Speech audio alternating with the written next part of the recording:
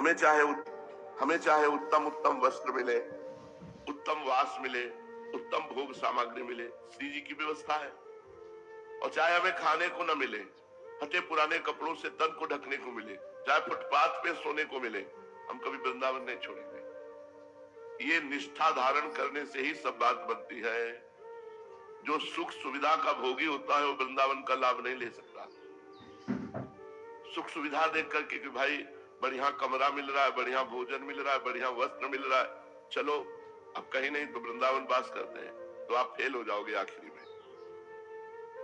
निष्ठा होनी चाहिए, चाहे व्यवस्था बने या व्यवस्था ना बने। अब हम अपने जीवन को श्री जी के चरणों, बिल्कुल समझो ये जीवन ऐसा ही था।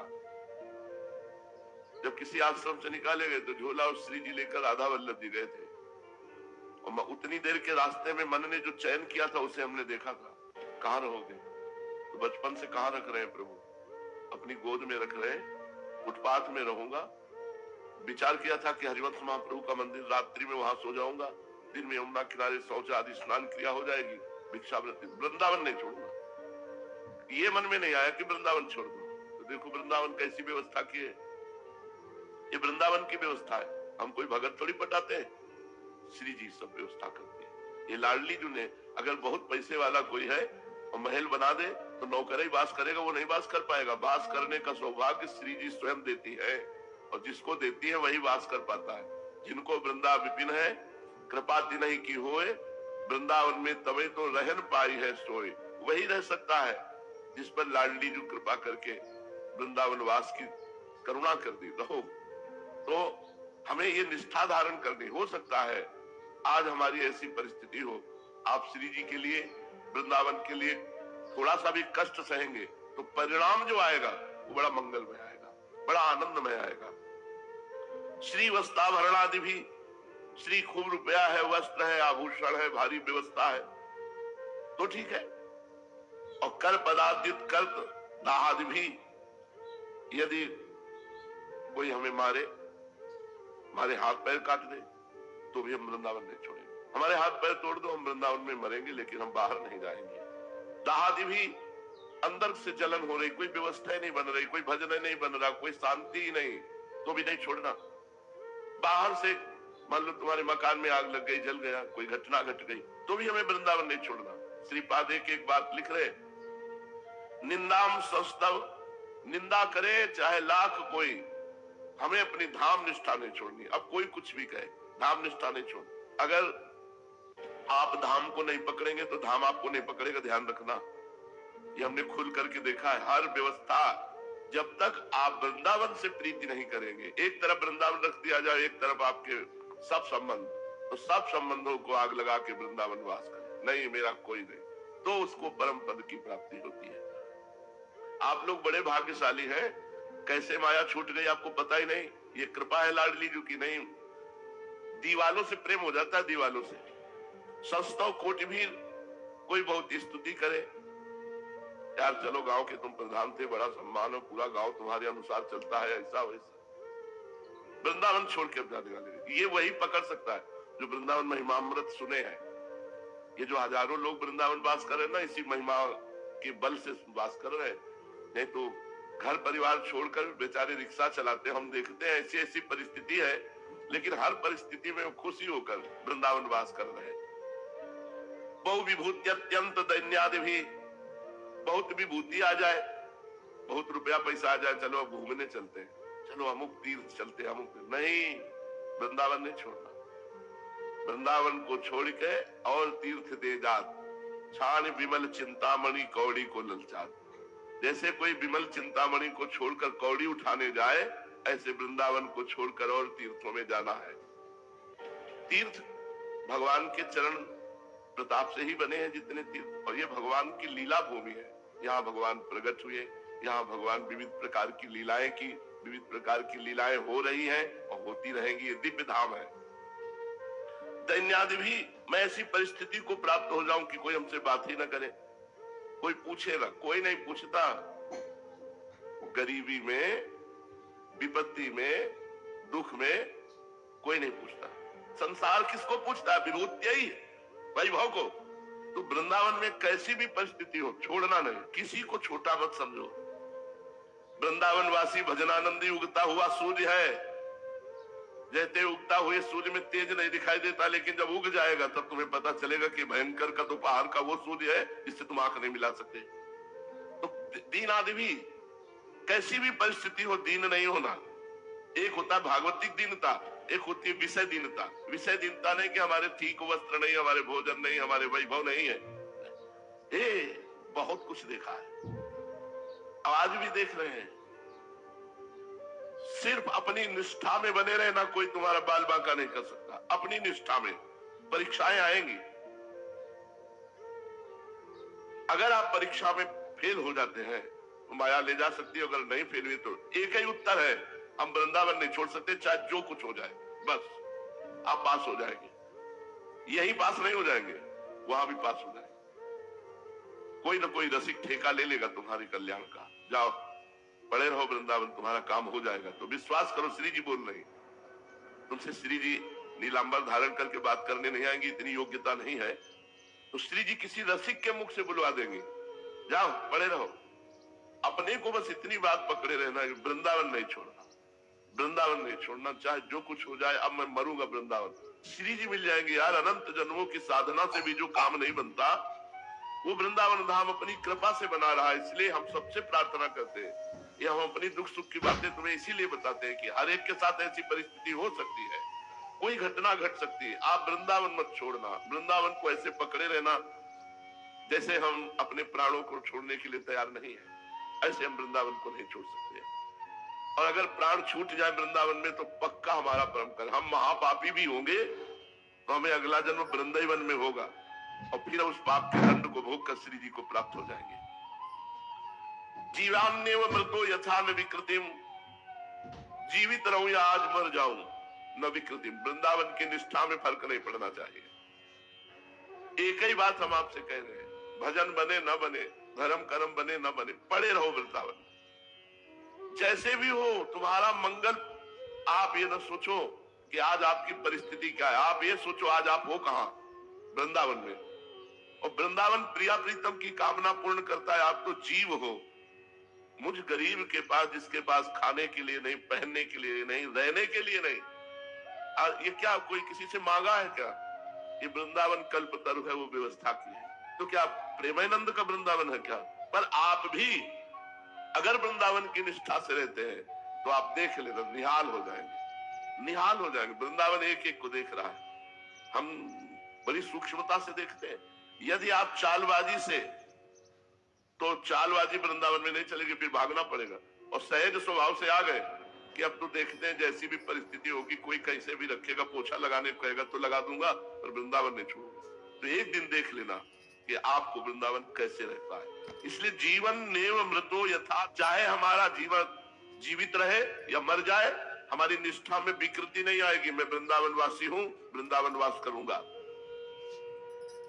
प्रातः कथनचित क्वचित, यदि किसी भी तरह से कथनचित क्वचित, कैसे भी वृंदावन वास मिल जाए, कैसे भी, तो कह रहे श्री वृंदावन मास्य प्रिय महानंद एक कंदम परम, महाआनंद की प्राप्ति हो जाएगी। अंतिम बन जाएगा भैया, अंतिम बन जाएगा। जो नए नए लोग देखते हैं उनको लगता है कि बाबा जी, अरे पूरा जीवन हो गया भाई, 11 वर्ष कोई अवस्था होती है, उस अवस्था में घर से भगे, और जब से घर से भगे तो धाम के सिवा आपको सही कहते हैं, पूरा जीवन हो गया कष्टमय जीवन। कभी ये नहीं आया कि चलो घर चले, या कभी पूरा जीवन हो गया। तो भगवान देखते भी तो हैं, जैसी बनी उनके चरणारविंद में बनी, तो अब वो बनी को बना रहे हैं, उनकी बनी चल रही। कक्षा 9 पढ़े, ककारा गांव गली में सीखने वाले स्कूल है। हम कोई व्याकरणाचार्य, कोई महान शास्त्री या कोई बहुत शास्त्र वेदता है, और जो बोले दो पूरे विश्व में दौड़ रही बात। कैसे दौड़ रही? करे करावे आप सब और जने बढ़ाई। अपने दास को दिखा दिया कि कोई ये ना समझे अनपढ़ है, गंवार है, भिखारी है, गरीब है, दरिद्र, ऐसा ना समझो। भगवान के चरणों का आश्रय लेने मात्र से जैसे जंगहा लोहा पारस के स्पर्श से सोना बन जाता है, ऐसे भगवान की शरणागति से जीव ब्रह्म रूप हो जाता है। ब्रह्मविद ब्रह्मयु भवति, जो ब्रह्म का चिंतन करता है, जो ब्रह्म को जान लेता है, वो ब्रह्ममय हो जाता है। इसलिए अगर आपको वृंदावन वास की श्रद्धा जागृत हुई है तो कैसी भी परिस्थिति हो, हर कष्ट सह लेना, वृंदावन न छोड़ना, तो प्रिय महानंदई का कंदम परम, महा आनंद आपको प्रदान कर देगा, महाआनंद।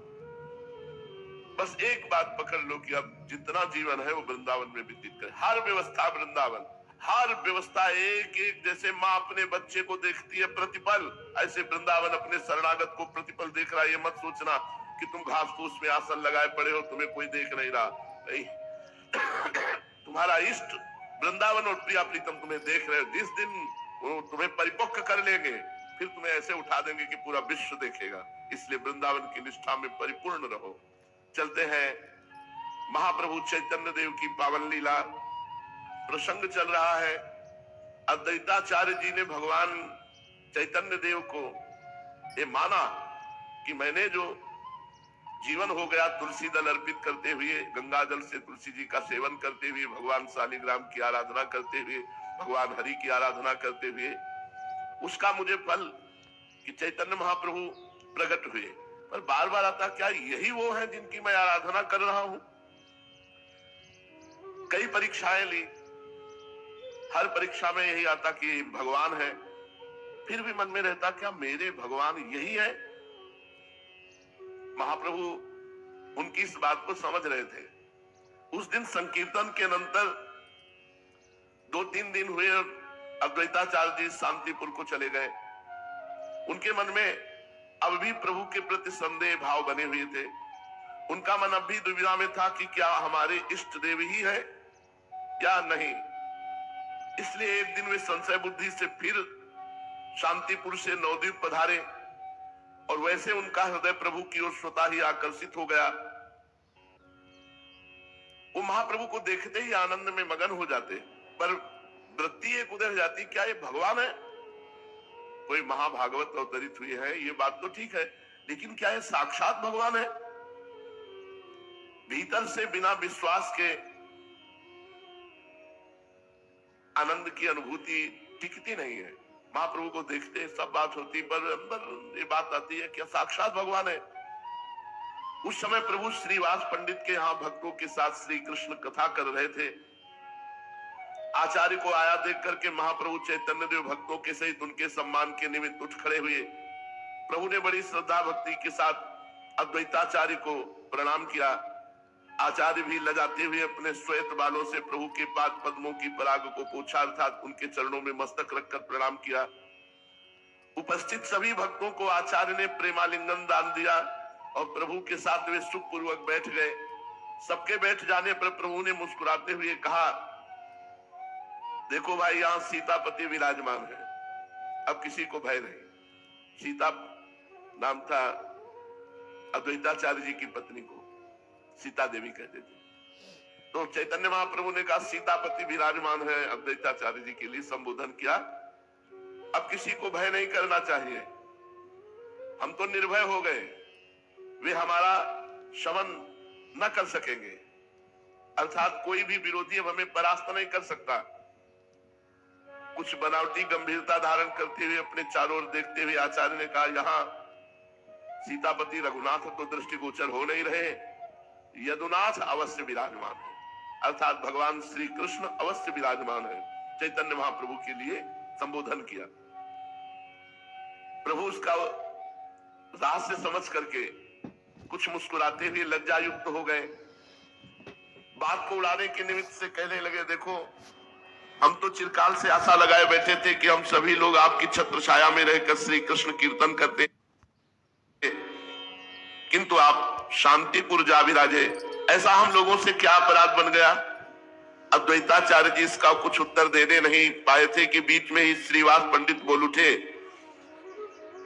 महाप्रभु इनका नाम अद्वैताचार्य है, ये अद्वैत स्थिति में रहते हैं, द्वैत नहीं। इसीलिए अद्वैत शांतिपुर में निवास करता है। अद्वैत ज्ञानम लब्ध्वा पराम शांति, ये शांतिपुर में निवास करते हैं। अब आपका आविर्भाव नवद्वीप रूपी नवधा भक्ति के पीठ में हुआ है, उसमें विराजमान है इस समय नित्यानंद। और नित्यानंद का रसास्वादन करने के लिए अद्वैत भी शांतिपुर छोड़ करके नवद्वीप में पधारा है। अभी ये द्वैत अद्वैत की दुविधा में फंसे हैं। इस गूढ़ उत्तर का मर्म समझकर हंसते हुए आचार्य कहने लगे, अद्वैताचार्य जी, जहां पर श्रीवास है वहां पर लोगों को कमी क्या होगी? श्री के वास में आकर्षण ही ऐसा है कि हम जैसे सैकड़ों मनुष्य उनके प्रभाव से खींचे चले आवेंगे। श्रीवास पंडित इस गूढ़ोक्ति से बड़े प्रसन्न हुए और उसे चैतन्य महाप्रभु के ऊपर घटाते हुए कहने लगे। चैतन्य महाप्रभु की प्रथम पत्नी का नाम लक्ष्मी था कि जब लक्ष्मी देवी थी तब थी, अब तो यहां श्रीवास नहीं है, अब तो नवद्वीप से अंतर ध्यान हो गई है।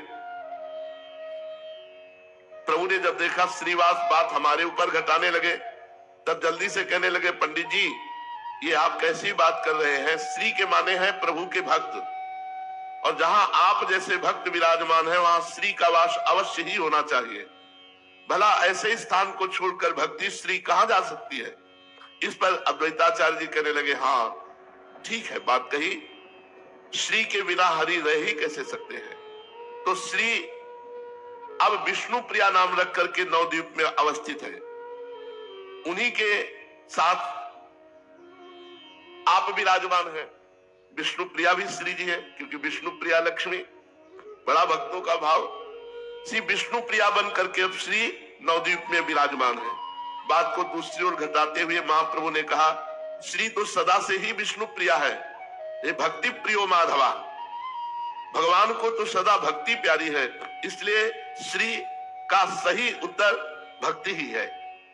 ये सुनकर आचार्य जल्दी से प्रभु को प्रणाम करते हुए बोले, तभी तो प्रभु ने एक विग्रह से लक्ष्मी रूप से उन्हें ग्रहण किया और फिर अब श्री विष्णु प्रिया के रूप से उनके दूसरे विग्रह को अपनी अर्धांगिनी बनाया है। इस प्रकार बड़ी हास्य विनोदमयी भक्ति संबंधी बातें हो रही थी कि प्रभु के घर से एक आदमी आया और उसने नम्रता पूर्वक प्रभु से निवेदन किया, सची माता ने कहलाया है कि आज अद्वैताचार्य घर में ही भोजन करें, कृपा करके वे हमारे आज के निमंत्रण को स्वीकार करें। उस आदमी की बातें सुनकर प्रभु ने उसे कुछ भी उत्तर नहीं दिया। जिज्ञासा के भाव से आचार्य के मुख की ओर देखने लगे। प्रभु के भाव को समझकर आचार्य कहने लगे, हमारा अहोभाग्य, जो जगन माता ने हमें भोजन के लिए निमंत्रित किया है, इसे हमें अपना सौभाग्य समझना चाहिए। बीच में ही बात को काटते हुए श्रीवास पंडित बोले, इस सौभाग्य सुख को अकेले ही लूटोगे या हम सबको साझी बनाओगे? हमें तो अकेले कभी इस आनंद का उपभोग नहीं करने देने का विचार है, अर्थात हम भी साथ चलें आपके। यदि गौरांग हमें निमंत्रित ना भी करेंगे तो हम सची माता के समीप जाकर याचना करेंगे। वे साक्षात अन्नपूर्णा ही ठहरी, उनके दरबार से कोई निराश होकर थोड़ी ही लौट सकता है। आचार्य महाशय, तुम्हारी अकेले ही दाल नहीं गलने की, हमें भी साथ ले चलना पड़ेगा। आचार्य अद्वैत और महाप्रभु वैसे तो दोनों ही सिलहट निवासी ब्राह्मण थे, किंतु दोनों का परस्पर में खान पान एक नहीं था। इस बात को जानने के निमित्त कुछ संकोच के साथ प्रभु ने कहा, भोजन की क्या बात है, सर्वस्व आपका ही है, किंतु आचार्य को तो 2 आदमियों के लिए भोजन बनाने में कष्ट होगा। इस पर आचार्य बीच में बोल उठे, मुझे क्यों कष्ट होने का? कष्ट होगा तो सची माता को होगा, सो वे तो जगन माता ठहरी, वे कष्ट को कष्ट मानती ही नहीं। यदि वे बनाने में असमर्थ होगी तो फिर हमको बनाना ही होगा। इस उत्तर से प्रभु समझ गए कि आचार्य को अब हमारे घर का भोजन पाने में किसी प्रकार की आपत्ति नहीं। असल में प्रेम में किसी प्रकार का निश्चित नियम है ही नहीं।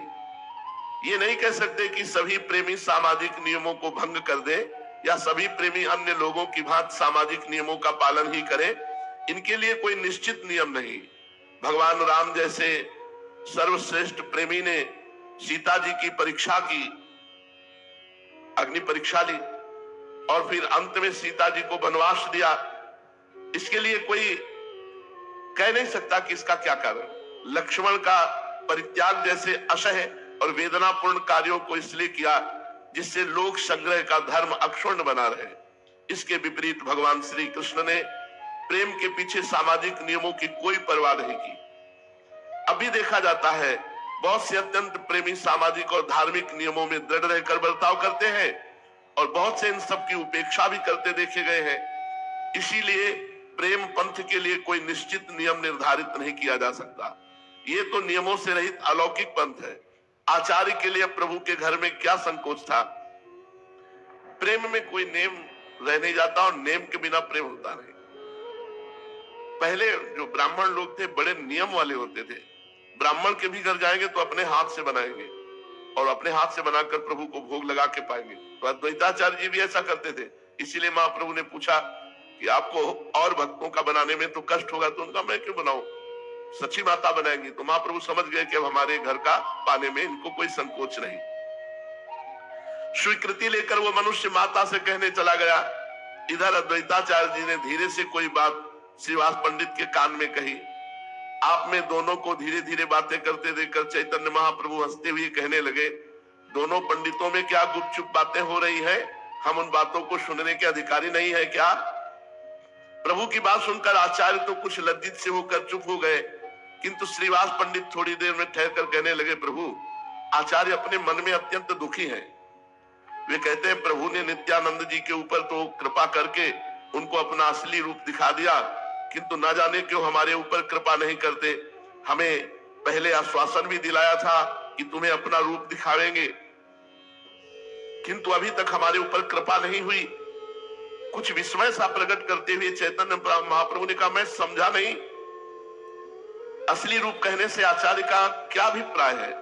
मेरा असली रूप तो यही है जिसे आप सब लोग देख रहे हैं, वो अब भी देख रहे हैं। अपनी बात का प्रभु को भिन्न रीत से अर्थ लगाते हुए देखकर श्रीवास पंडित ने कहा, हाँ प्रभु ये ठीक है, आपका असली रूप तो यही है।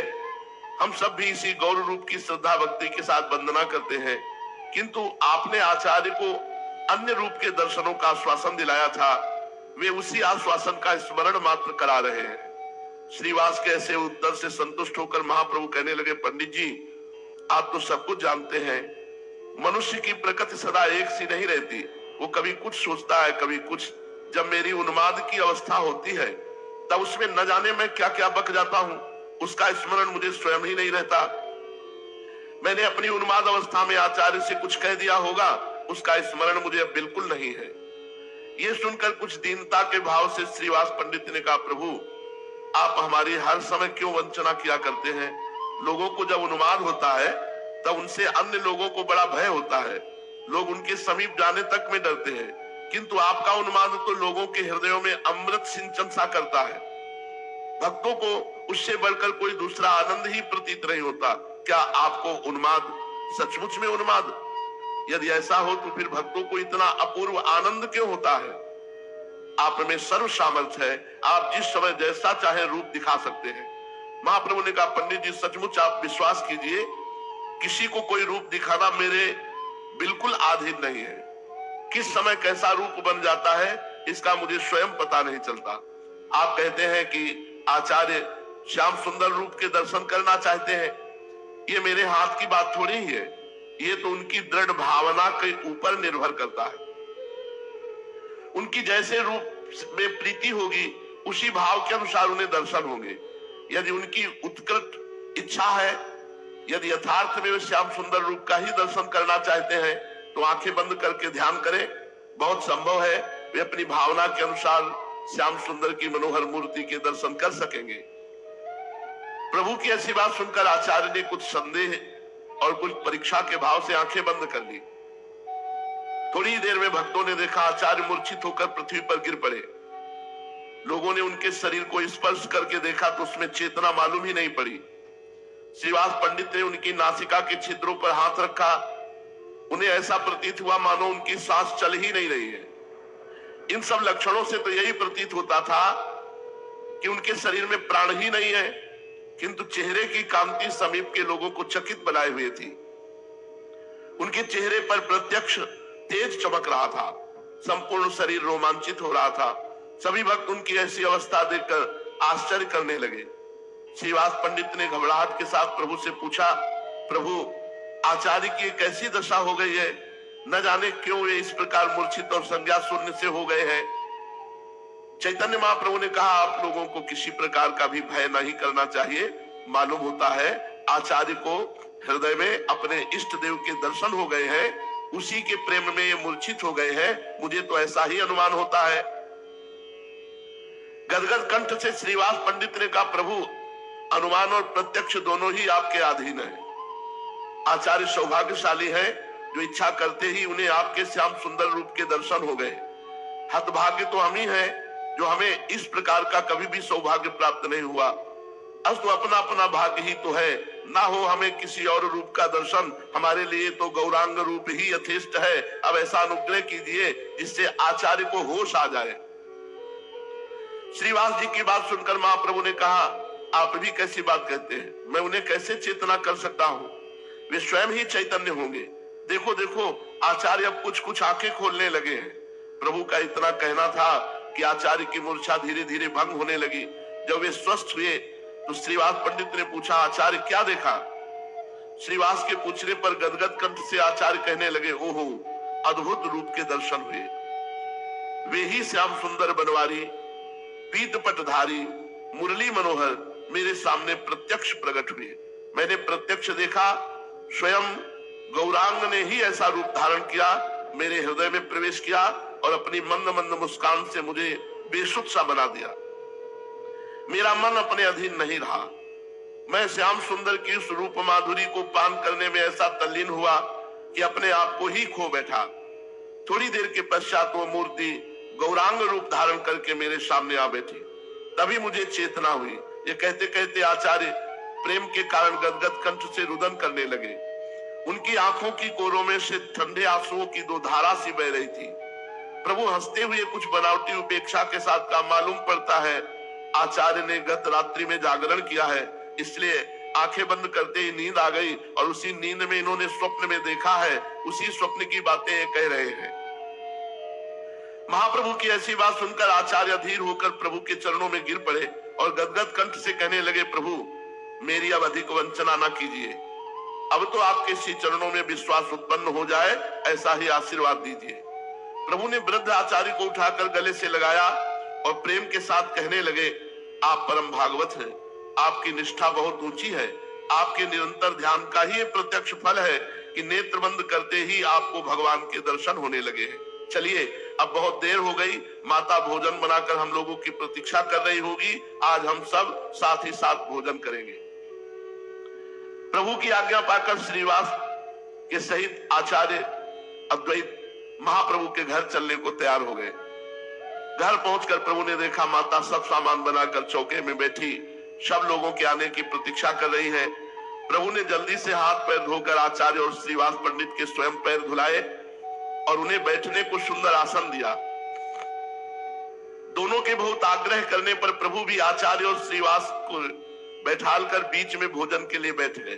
सची माता ने बड़े प्रेम से जो सुंदर सुंदर व्यंजन बनाए थे परोसे, वो सब पहले भगवान को भोग लगाया गया, फिर तुलसी मंजरी पड़ी हुई उन व्यंजनों को सब भक्तों को परोसा गया और चैतन्य महाप्रभु बार बार सब भक्तों को आग्रह करके परोसते। आचार्य अद्वैत को अधिक परोसा गया। प्रेम के वशीभूत होकर सब भक्त पा रहे हैं। कितना सौभाग्य जिस घर में भगवान का भोग लगा हो और 10-5 भक्त बैठ करके पा रहे हो, उनको बड़े प्रेम से पवाया जा रहा हो, भगवान इसी से प्रसन्न होते हैं। इस प्रकार उस दिन की लीला में बड़ा आनंद हुआ। बार बार सामग्री खत्म होने को होती, फिर प्रेम से परोस देते, फिर वो कहते अरे नहीं बस हो गया, फिर पाते, फिर और परोस देते। उस भोजन में जो सुख मिला वो कहीं अन्य नहीं, क्योंकि प्रेम भगवान में पृथ्वी जल अग्नि वायु आकाश पंच तन्मात्राएं मन इंद्रियां और इनके अधिष्ठात्र देवता अहंकार और महातत्व, कहां तक कहूं ये संपूर्ण चराचर जगत आपके अद्वितीय स्वरूप में भ्रम के कारण ही पृथक प्रतीत हो रहा है, नहीं तो आप ही आप हैं। भ्रम के कारण पृथक प्रतीत हो रहा है। हे शरणागत भय भंजन प्रभु, मेरे पुत्र भौमासुर को तो आपने कृपा करके परम पद प्रदान किया, अब मेरे पुत्र भौमासुर का पुत्र ये भगदत्त बहुत भयभीत हो रहा है। मैं इसे आपके चरण कमलों की शरण में ले आई हूं। प्रभु आप इसकी रक्षा कीजिए, इसके सिर पर अपना वह कर कमल रखिए जो सारे जगत के समस्त पाप तापों को नष्ट करने वाला है।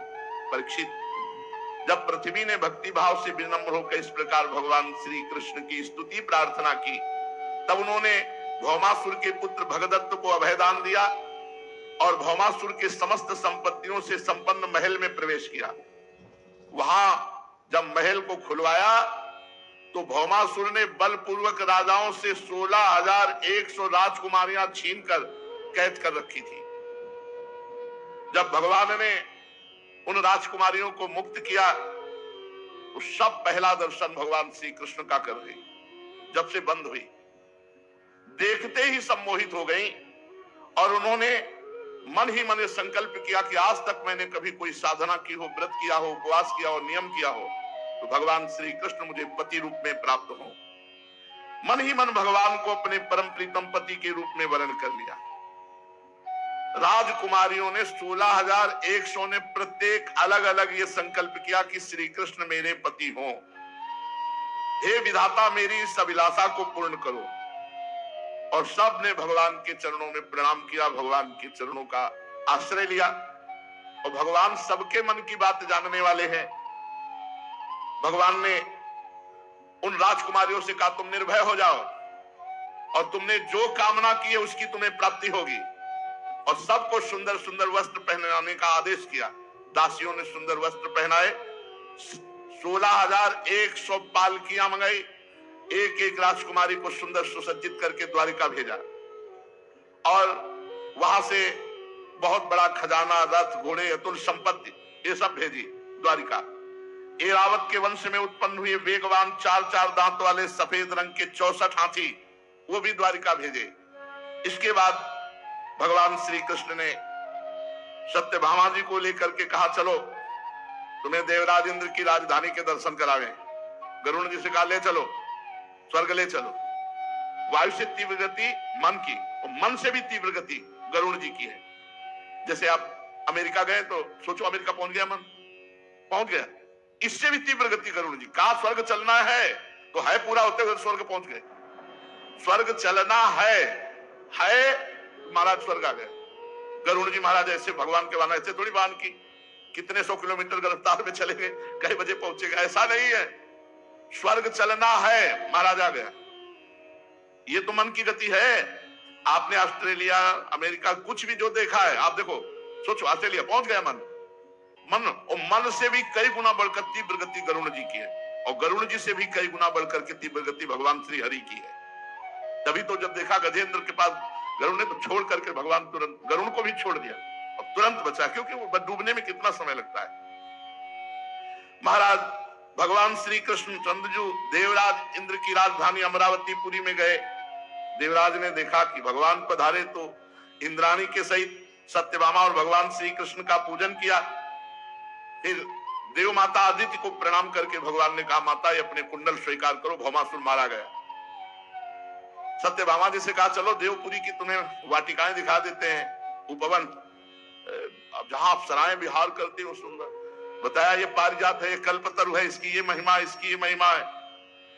सत्यभामा जी ने कहा हमारे भी उपवन में एक कल्प वृक्ष होना चाहिए, बोले उखाड़ लेते हैं। गरुड़ जी को आदेश किया कि हम भी विराजमान होंगे। सत्यभामा जी एक कल्प वृक्ष रख लो गरुड़ जी पर। कल्प वृक्ष देवराज इंद्र ने जब अमृत अपहरण किया था तो कहा कि हे देव शिरोमणे, मैं आपसे पूछता हूं कि आप में कितना बल है, क्योंकि हम कोई भी देवता आपके बल की था नहीं पा रहे। तो बोले पूरे ब्रह्मांडों को एक पंख पे रख कर भगवान को विराजमान करके आराम से उड़ सकता हूं। गरुड़ जी कर पूरे ब्रह्मांडों, तो एक कल्प वृक्ष क्या चीज होती, पूरे ब्रह्मांडों को एक पंख में विराजमान करके भगवान सहित मैं आराम से उड़ सकता हूं। गरुड़ जी महाराज भगवान के वाहन है, जिनको भगवान अपनी ध्वजा पे धारण करते। गरुड़ ध्वज भगवान को कहा मंगलम भगवान विष्णु मंगलम गरुड़ ध्वजा मंगलम पुंडरीकाक्ष मंगलायतनो हरि। अब भगवान ने गरुड़ जी को प्रेरणा की तो गरुड़ जी ने चोंच से ऐसे उखाड़ करके रख लिया कल्पवृक्ष। देवराज इंद्र ने देखा कि हमारे बगीचे से कल्पवृक्ष उखाड़, अभी पूजा की है, अपनी मां के कुंडल नहीं ला पाया। बताओ अब वो है। सची ने कहा ये तो हमारे बगीचे का प्रेरण लिए जा रहे हैं। अब वैसे तो दबा हुए थे देवराज इंद्र, लेकिन जब पत्नी कह दे तो कुछ और रंग आ जाता है। तो सत्यभामा जी के महल में जब तो थोड़ा ची चपड़ के भगवान ने कहा कि देख लो आप महाभारत में वर्णन, थोड़ा ची चपड़ करने लगे प्रभु आप तो कहा देख लो, सम्मान से ले जाने जाए तो ले जाने दो, नहीं तो भगवान। अच्छा, बाल्यावस्था में देख ही चुके हैं गिरिराज गोवर्धन 7 दिन तक धारण किए थे, पूरा अपना सब वैभव लगा के कुछ कर तो पाए नहीं। इतना उस कल्प वृक्ष की महिमा की जहां से निकले योजनों सुगंध, मकरंद के लोभी भंवरे स्वर्ग से द्वारिका में आ गए। बड़ा महिमा है कल्प वृक्ष की, ऐसे थोड़ी है। परीक्षित जब इंद्र को अपना काम बनाना था तो सिर झुकाकर मुकुट रखकर भगवान के चरणों का स्पर्श किया और दास अपने को साबित किया, और जब भगवान कल्प वृक्ष लाने लगे तो लड़ाई ठान ली। बड़ा दोष है इनको धनाढ्यता, धिक्कार है ऐसी धनाढ्यता, श्री सुखदेव जी महाराज कहते। परंतु भगवान ने एक मुहूर्त में ही सबको समझा दिया, तुम हमसे जीत नहीं पाओगे, और ला करके कल्प वृक्ष। अब भाई राजकुमारियों से कि तुम्हारी सबकी कामना थी मैं पति रूप में प्राप्त हूं, बनो दुल्हन, सब सजाओ, दासियों को आदेश दे। एक मुहूर्त में एक साथ 16,101 रूप धारण करके एक मुहूर्त में विवाह किया। अथो मुहूर्त एकस्मिन् नानागारे सुताः स्त्रियः यथोपये में भगवास तावद रूप धरो अव्ययः। वैसे जैसी भावना की थी वैसे 9 किशोर रूप 16,100 रूप धर के एक ही मुहूर्त में सबसे ब्याह किया। कितने हो गए? 16,108। सर्वशक्तिमान अविनाशी भगवान के लिए इसमें आश्चर्य की कौन सी बात है? भगवान सुखदेव जी कहते, परीक्षित, भगवान ने 16,108 महल द्वारिका में ऐसे जो देवराज इंद्र के पास भी भोग सामग्री वो नहीं होगी, वो द्वारिका में थी, जिनके बराबर जगत में कहीं कोई सुख सामग्री नहीं। मति और गति के परे की लीला उन महलों में थी। अविनाशी भगवान श्री कृष्ण आत्मानंद में मग्न रहते, उनको किसी की जरूरत नहीं। लक्ष्मी जी की ये सब अंश स्वरूपा शक्तियां हैं जो 16,108 है। भगवान सबके साथ ऐसे ही व्यवहार करते जैसे साधारण पुरुष। परीक्षित, ब्रह्मादि बड़े बड़े देवता भी भगवान के वास्तविक स्वरूप को और उनकी प्राप्ति के मार्ग को नहीं जानते, उन्हीं रमारमण भगवान श्री कृष्ण को इन स्त्रियों ने पति रूप में प्राप्त किया। इनके सौभाग्य का क्या वर्णन हो सकता है। अब नित्य निरंतर भगवान के प्रेम के द्वारा उनके आनंद की वृद्धि होती। भगवान जब महल में पधारते तो प्रेम भरी मुस्कुराहट, मधुर चितवन, नव समागम, प्रेमालाप तथा भाव बढ़ाने वाली लज्जा से युक्त होकर वो सब भगवान की सेवा में रहती। कितने अहोभाग्य। उनमें से सभी पत्नियों के साथ सेवा करने के लिए सैकड़ों दासियां रहती, पर जब भगवान पधारते तो दासियां नहीं, वो स्वयं भगवान की अगवानी करती, चरण पखारती, पंखा झलती, इत्र फुलेल चंदन आदि लगाती, फूलों के हार पहनाती, संवारती, सुलाती, भगवान को स्नान कराती, भगवान को भोजन कराती, अपने हाथों से भगवान की दिव्य सेवा करती।